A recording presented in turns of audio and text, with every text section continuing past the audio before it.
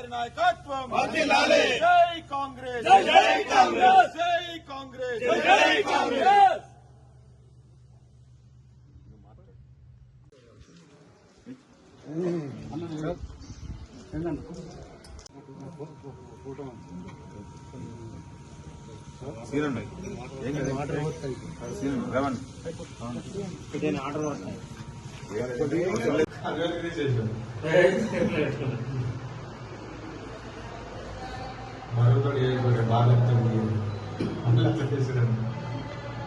Jagtial rural మండలం వెల్దుర్తి గ్రామంలో నిన్న జరిగినటువంటి గ్రామ పంచాయతీ భవన ప్రారంభోత్సవంలో అపశృతి దొర్లింది.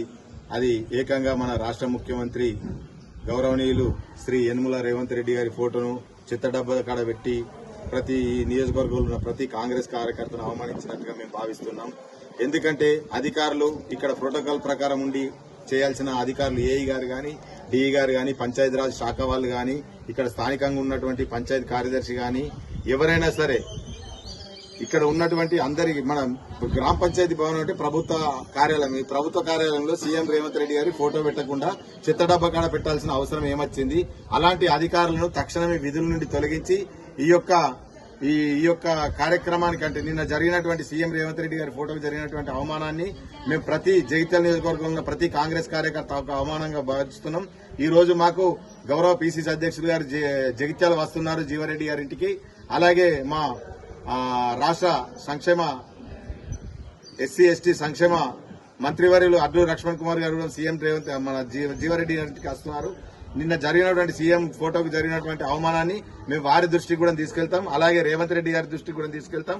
ఈ కార్యక్రమంలో ఈ యొక్క ప్రోటోకాల్ పాటించకుండా వహించినటువంటి అధికారులందరినీ విధుల నుండి తక్షణమే తొలగించాలని మేము కాంగ్రెస్ పార్టీ తరఫున, యూత్ కాంగ్రెస్ పార్టీ తరఫున అందరికీ హెచ్చరిస్తున్నాం. దయచేసి ఇప్పటికైనా కాంగ్రెస్ ప్రభుత్వం ఉన్నది గమనించాలి అధికారులు.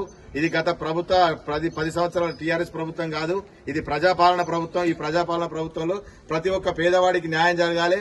ప్రతి ఒక్క కాంగ్రెస్ ఫలాలను అందరికీ అందింపజేయాల్సిన అధికారులు ఇలా నిర్లక్ష్యం చేస్తే ఇంకోసారి ఊకోమని చెప్పుకుంటూ దయచేసి నాకు ఈ అవకాశం ఇచ్చినటువంటి యూత్ కాంగ్రెస్ అలాగే వెల్దుర్తి గ్రామ ప్రజలందరికీ నేను కృతజ్ఞతలు